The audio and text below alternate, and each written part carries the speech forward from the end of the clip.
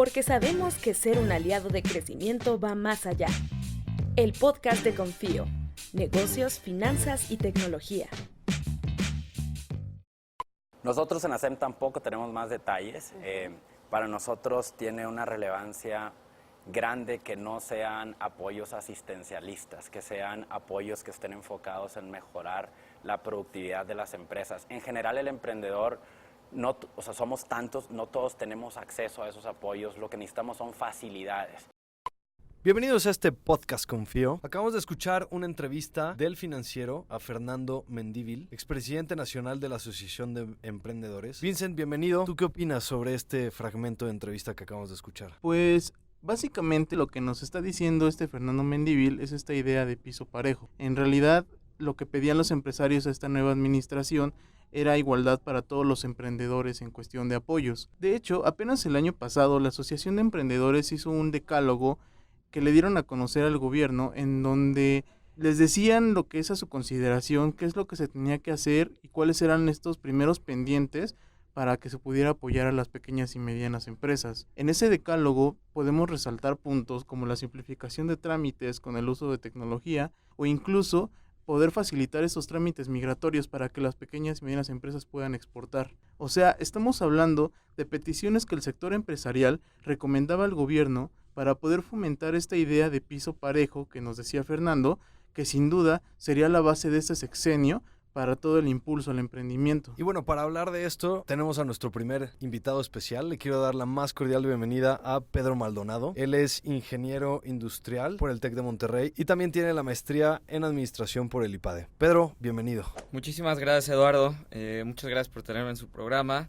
Sí, de hecho, me he enfocado mucho en emprendimiento. Básicamente la maestría fue concentrada en fondos de capital privado para el emprendedor y para el desarrollo de nuevos negocios. Y para darle un poco de contexto al tema, ¿qué pasó con el INADEM? Hay que empezar, yo creo, por decir algunos datos importantes de qué fue lo que nos dejó el INADEM en el sexenio anterior. En realidad, el Instituto Nacional del Emprendedor nació en 2013 y a lo largo de sus 5 años de vida registró el apoyo de 108,000 proyectos productivos. Esto, si lo vemos en cifras, estamos hablando de 641,000 millones de pesos invertidos en créditos para las pymes. Son grandes números estos. ¿Tú qué opinas, Pedro? Sí, creo que son números que efectivamente tenían mucho potencial para el crecimiento dentro de los negocios en México y para la creación de muchos empleados. Es una lástima que se esté perdiendo este tipo de apoyos o más bien fomentando este tipo de apoyos como una institución. Y bueno, ahora, ¿por qué desaparece? Bueno, en realidad la desaparición formal del INADEM se da en diciembre del año pasado.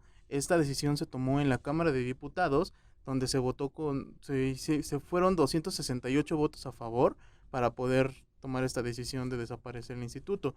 El argumento que dio esta administración, fue que se terminara con esta figura de los intermediarios y fuera el gobierno federal el que entregara directamente estos apoyos a los emprendedores. Estoy de acuerdo en la parte de terminar con los intermediarios. Era un gran problema por el tema de largo plazo que se tenía para la entrega de estos montos a los emprendedores. Pero sin embargo, estos intermediarios lo que ayudaban era a filtrar a todos aquellos proyectos que generaban algo de valor dentro de la sociedad y dentro de los negocios, diciendo que generaban empleo formal. Ok, y ahora que no está el INADEM, ¿qué sigue para los emprendedores? Esto que dices, estos proyectos que generan valor, ¿qué sigue con ellos? Yo creo que el panorama podría ser un poco complicado para todos aquellos emprendedores que no están generando valor, ya que será mucho más difícil para ellos conseguir algún tipo de inversión dentro de un fondo de capital privado que sea más institucional. Pero sin embargo, no creo que el panorama vaya a cambiar mucho, ya que muchos fondos de inversión extranjeros están entrando aquí a México y eso va a ayudar mucho al impulso de nuevos proyectos y en específico a proyectos que estén generando mucho impacto. Es decir, el capital sigue llegando, ahora llegará a través de internacionales.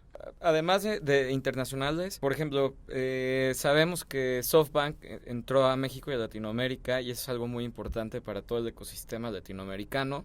Pero también muchas aceleradoras, en vez de bajar fondos de INADEM, van a buscar fondos de family offices que están muy dispuestos a invertir en este tipo de proyectos. Sí, exacto. Hay que poner sobre la mesa que tal vez el INADEM ya no existe, pero en realidad no solamente se tiene el apoyo del que que da el gobierno a las empresas. O sea, también existen estos otros jugadores como las fintech que apoyan a las empresas para poder llevar a cabo sus negocios de una manera más rápida y hasta eficiente. Además, muchos emprendedores se llegaban a quejar de los apoyos gubernamentales porque estos eran para grupos muy reducidos. O sea, el problema es que aunque todos querían el apoyo, el dinero no alcanzaba para todos y eso era una realidad en este tipo de apoyos que daba el gobierno. Aquí quisiera agregar algo que es muy cierto. El INADEM a final de cuentas no estaba generando tanto valor porque no es solo el capital lo que importa para una empresa, sino lo que importa es lo que llamamos el smart money, el dinero inteligente, que hace que tengan éxito estos emprendedores. El dinero no es sinónimo de éxito, sino la ejecución del plan es sinónimo de éxito y por ende necesitas buenos mentores que te puedan ayudar. De hecho, el INADEM ya iba a la baja en los últimos años. Para 2014, que fue un año después de su creación, el instituto tenía un presupuesto de unos 10,000 millones de pesos.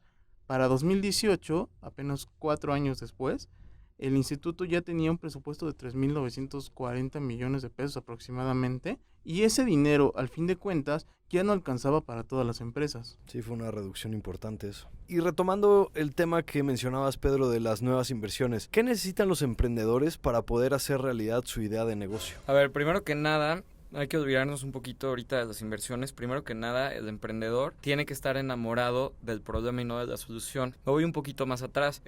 Para hacer realidad una idea, tienes que tener una idea que solucione las necesidades de algo. No puedes hacer una idea que no tenga ningún valor. Para esto, te va a ayudar muchísimo a levantar capital, ya que estás teniendo un valor agregado ante la sociedad. Y esto a los inversionistas les atrae mucho. La segunda cosa que creo que es muy importante, que necesitan los emprendedores, es todo el tema de resiliencia. El emprendimiento es un proceso de fracaso. Los emprendedores tienen que aprender a fracasar y fundamentalmente a fracasar rápido para poder aprender y levantarse y mejorar su producto. Y esto también va con el tema donde uno se enamora del problema y no de la solución, porque tenemos que estar pivoteando la idea. Si tenemos muy claro cuál es el problema, vamos a buscar todas las maneras para solucionar ese problema o necesidad. Sí, o sea, es lo que hablábamos justamente en el episodio anterior. Para poderte considerar tú un emprendedor, tienes que tener esta especie de amor por los problemas para que tú puedas tener esta creatividad para poder darles una solución innovadora.